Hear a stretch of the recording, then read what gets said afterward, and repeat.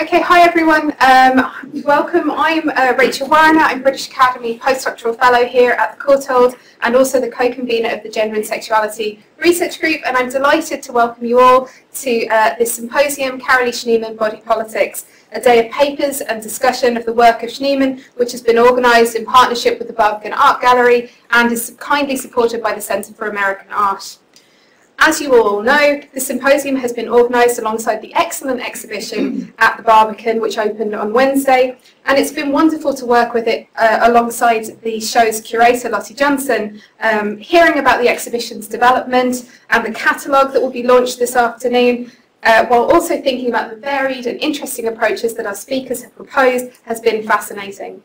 The degree of interest we've had in this symposium speaks to the extraordinary nature of Schneemann's work, which consistently investigates the possibilities and potentials for practice and is shaped by collaboration, formal experiment and feminist politics. Today's papers take different approaches to considering her work, from her experiments with paper and film, her engagement with political movements, her significance as a figure for feminist art, her representations of feminist spirituality and her attention to the non-human. We will end the day with a keynote from Dr. Lucy Bradnick entitled Writing Carolee Schneemann, which will be followed by a drinks reception and pizza, to which you're all invited. So I'm not going to say very much more. As the symposium has been organised alongside the launch of the exhibition, we're going to start the day in a moment by hearing from Lotte about the exhibition and its development. But before we do, I just want to issue a few housekeeping notes. Unfortunately, we've lost two speakers to illness, Amy Tobin and Catherine McCormick, and so we're going to make some changes to the running order of the afternoon. I just need to confirm those with the people who are speaking before I can say what they are, but I will tell you before they happen, I promise. After this first panel, there's going to be teas and coffees served in the Research Forum seminar room, which is along the corridor. If you get lost, please do ask. Also, anyone who needs toilets, they're just behind us here. And so before I pass over to Lotte, I just also want to say some thanks to everyone who has helped make this happen, particularly the Centre for American Art for its support, to Lotte and to the Barbican for all the work we've done in organising this. It's been fantastic. The Research Forum and especially Acacia, and to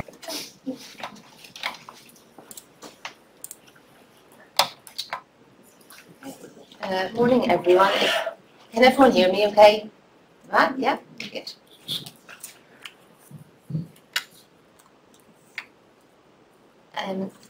Scholars writing about the modern history of paper have been keen to emphasise its multifariousness, the dizzying profusion of uses this material has been put to. From literary text to playing cards, money to cigarette papers, passports to tissues, paper paradoxically mixes the highest and lowest of culture, and as a material is constantly changing form, from rags and plant cellulose to pages, pages which can in turn be crumpled, stapled, flushed, torn or burned. Paper can cushion or cut, it can start fires, or burn metaphorically with incendiary ideas. Its blank pages have the capacity to carry countless meanings. Derrida describes paper as a labyrinth. Beneath the appearance of a surface, he writes, it holds in reserve a volume of complex folds. Its economy has always been more than that of a medium, a simple means of communication, a supposedly neutral support. Indeed, he suggests that paper has a short but complex history, one that is technical and material, a symbolic history of projections and interpretations, a history entangled with the invention of the human body. The body of paper, he suggests, is close to our own bodies. In 2019, Performing Arts Journal asked Carolee Schneemann what matters. Together with emptying the kitty litter and rushing to yoga, she responded, what matters is sufficient folders and files, digging through albums, files, boxes of photos, statements, reviews. What matters is replacing ink cartridges and paper for the printer. Preparing the lecture, designing the invitation cards. What matters is writing, rewriting, sending statements on the work. What matters is crawling into bed with books. Anyone who is familiar with Schneemann's archive of diaries, scrapbooks, doodled correspondences, annotated books, and marked up indexes, cannot fail to recognise the artist's life as one richly papered. Art historians have traced how the artist, a self-defined painter, wrenched her surface from the wall and made it into a field of action, pressing at the conceptual edges of painting, drawing, and writing. In this presentation, I want to explore whether paper itself is materially significant and begin to trace what it varyingly signifies in different artworks. Paper recurs as a motif throughout Schneemann's performance art of the 1960s and 70s. It appears in diverse guises, as blank sheets to be gesturally marked, as richly textured environments in which bodies playfully tumble, as lectures to be cut up and recited, or poetically charged inscriptions pulled from the body itself. We might attribute this recurrence to paper's diverse qualities, or the fact it's a cheap and abundant resource with irrefutable haptic charm. Yet I want to offer some preliminary observations on how we might contextualise the place of paper in Schneemann's artwork, to propose that in those earlier decades of her career, Schneemann was knowingly thinking with and through paper rather than simply on it.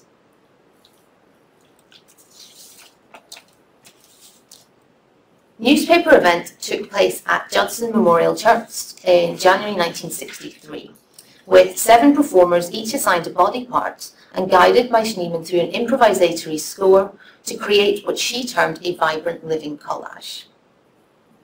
In Catherine Spencer's words, the habitat that Schneemann created for this body consisted of dense layers of crumpled newspaper. The performers were invited to immerse themselves in this malleable material, moving in ways that corresponded with their respective body parts. Hands were invited to make a little something to wear from the newspapers. Fingers, meanwhile, were told to make a little something amusing. The performance occurred in the midst of a 118-day strike in the New York newspaper industry, so this everyday material was in fact tricky to get hold of. Schneemann recalled, "You had to find eccentric people who had saved some in their basement or attic, and it was quite an ordeal." Spencer has considered the performance in relation to the flourishing field of communication studies, framing it as an ongoing struggle to navigate the relationship between embodied subject and social structure. And indeed, inky newspapers ground this investigation in materiality as well as relationality, as the performers' bodies, enmeshed in paper piles, visually mediate that interaction between individual and society, or even collapse those boundaries. At this time, sociological analyses of mass media and public press were the subject of popular studies by Habermas, McLuhan, and the emerging field of cultural studies. So these are perhaps the intellectual contexts in which we might situate newspaper events as an exploration of how individual subjectivity is shaped by a modern paper public. Given that Schneemann was concurrently working on her film Flakes, the inclusion of newsprints might also be read as an oblique comment on global political events. Completed in 1967, Flakes was composed, as she puts it, from an obsessive collection of Vietnam atrocity images taken from magazines and newspapers. Schneemann scribbled the following description of the film in parts of a Body House book. She wrote, "Sensation, insight, emotion from speckles printed on paper." She thus records her interest in investigating how ink on paper can elicit emotional response, how paper and ink generate affects, or even activate concrete effects in the world as they spur viewers to action. As Schneemann described the 1963 events, I wanted each participant to have a separate score of actions they would undertake with the newspaper, either building with it, shredding it, combining it with their bodies. There are resonances here of Josef Alber's paper-based pedagogic experiments at the Bauhaus, where, as Ian Sanson puts it, his classes investigated the role of paper in constructive thinking or in constructing thinking. Accepting that materials do not simply record or even mediate thoughts, but actively shape them. In inviting her participants to refashion those newspapers, Schneemann advances an epistemological inquiry that encourages the performers and audiences to consider the meaningful ways we know and think the world through papery materials, as well as recognising the limits of such knowledge. Throughout the 60s and 70s, Schneemann returned to and dramatically staged papers constructing force and thought. At the 1967 Dialectics of Liberation Conference, she performed an activated lecture using her collage technique to challenge the notions of authority and liberation that Congress organisers took for granted. As James Harding describes it, literally wading through the scattered textual fragments of the Congress's papers and keynote addresses, Schneemann and those whom she had recruited into her performance rummaged through papers, reading them aloud to the audience, who apparently had little difficulty in recognising fragments of the discussions they had heard over the preceding few weeks. Schneemann's lecture thus cut things up to make new sense of them, offering a wry critique of the vision of intellectual and social liberation provided by the Congress, most pointedly by flagging its gendered and aesthetic limits. Without getting sidetracked too much from the subject of paper as material, it's worth noting, I think, that Schneemann was an enthusiastic but consistently critical or resistant reader of texts. Here in Vulva's School, which was the basis of a 1995 performance, the irrepressible Vulva queries the canon of Lacan, Freud, Gramsci, as well as ironically riffing on feminist deconstruction, sisterhood, and heterosexual desire. So she was an ambivalent reader of feminist literature also. Across her personal library and in published text and performances, the artist proved a responsive annotator of others' words, and we might situate this thread of Schneemann's paperwork in relation to a very rich field of literary scholarship on 20th century feminist marginalia, which, as Kathleen Luby puts it, proves printed ideas to be provisional and susceptible to revision by an energised interlocutor prepared to change the scope of history.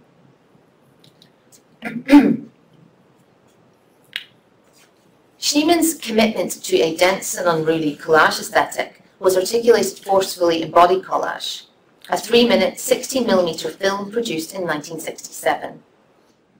The brief sequence captures Schneemann naked in her studio, pasting her body with wallpaper gum and molasses, before leaping and rolling exuberantly in piles of loosely shredded blank paper. Excuse me. As Schneemann described it, my intention was not simply to collage my body as an object, but to enact movement, so that the collage image would be active, found, not predetermined or posed. The resulting filmed action is not smooth. The frames jolt and freeze, as Schneemann's playful papering shifts into still photographic images. As Martha Barrett puts it, shattering the present into multiple subjective views. Framing and perspective thus emerge as a central focus of the film, the artist's live, mobile body continually slipping between frames, mediated by the camera's lens and the frozen photographic pages pinned to the studio wall. The overwhelming excess of torn blank paper and body collage haptically evokes knowledge, writing, archive. Yet, distinct from newspaper event or meat joy, where bodies become integrated in loose mounds of paper, here the pages are glued and stuck. This distinction seems significant and reappears in Naked Action lecture the following year in London, where Schneemann dressed and undressed, took questions from the audience, and asked for volunteers to, quote, join her in demonstrating a principle of collage by undressing, covering themselves with paste, and jumping off the stage into a mound of shredded papers. In both performances, the pasting of paper recalls the everyday paper act of labelling, perhaps of labelling goods, an amplification that again wryly comments on classification and framing. As Schneemann put it, certain bodies of authority depending on how they are read. The sticky pages emphasise this reading process. Schneemann's collaging instincts thus consolidate as a means of navigating and making sense of her body's place in the world. Lucy Lippard suggested that through the compilation of scraps, the collagist investigates the cultural and social myths on which they are based. According to Una Lochner, collage causes according to Una Lochner, collage causes collisions and collapses boundaries. It is a good start for avoiding claims of universal knowledge. Collage rips open existing hegemonic lines and boundaries, allowing for polyvocality and creating new patterns. But then again, it also does just that, creates lines and patterns. In Schneemann's filmed and photographed studio action, blank paper expansively signifies cultural knowledge, and papering the body gestures towards its inescapably already written status, while more optimistically, the blankness of those pages suggests resistance, the opportunity to produce new meanings, to write herself. An interviewer, to write herself, this is a theme, this writing of herself is a theme that Schneemann would take up and expand in her especially well-known work of the 1970s. And looking back at that work from the 1990s, an interviewer asked the artist, the body is literally inscribed with culture. You used your body as a medium. Were you thinking about subverting your body in some way? Schneemann corrected her. I thought more that my body could subvert what was around me. It was a question. Could I introduce the meanings of this body? Could I make it insist on meanings conventionally resisted?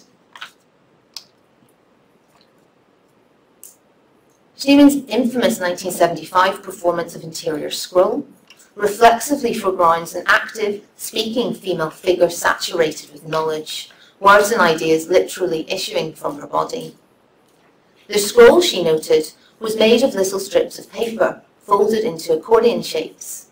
It hurt like all the edges were cutting, and not only that, I had written in ink so that when I pulled it out, it all ran. But I knew I had to make it work, and that this should be a wonderful kind of thread of knowledge that was going to be emerging. As Gayatri Spivak put it in her introduction to Derrida's of Grammatology, the hymen is always the folded space in which the pen writes its dissemination. In other words, the Western cultural tradition had excluded women as creators whilst reifying them as artefacts within it. Schneemann understood this burden of representation all too well. Could I introduce the meanings of this body, she said. An Interior Scroll offers a performative parable of the artist's insistent, if always evolving, refashioning, from object to subject, from representation to creator. The performance began on paper as a dream-inspired drawing, and the sequence of ritualistic actions significantly included Schneemann reading from her book, Cézanne, She Was a Great Painter, withdrawing and reading from the scroll, and it makes its way back to paper in its documentation, which usually takes the form of layered, stained photo collages. The form of paper is again maybe significant. The scroll predates the codex, and so might be associated with Schneemann's interest in pre-patriarchal societies and goddess feminism. It might also be valuable to consider this paper slip in relation to histories of gender, intimacy, and letter writing.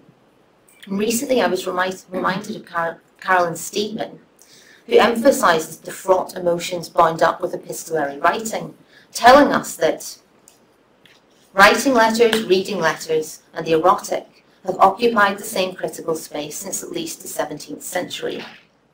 She refers to Terry Eagleton, writing, "Nothing could at once be more intimate and more alienable.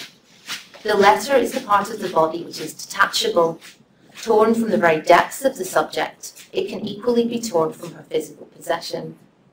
In this way, the letter comes to signify nothing quite so much as sexuality itself. There is always within the letter's decorously covered body that crevice or fissured place where the stirrings of desire can be felt." So in distinction from the public realm of newspapers, conference letters, and blank sheets weighed with inherited history, correspondences fracture the individual into a series of dialogues with others, while the letter, torn from the depths of the subject, is freighted with intimate meaning and risk in a struggle for self-articulation.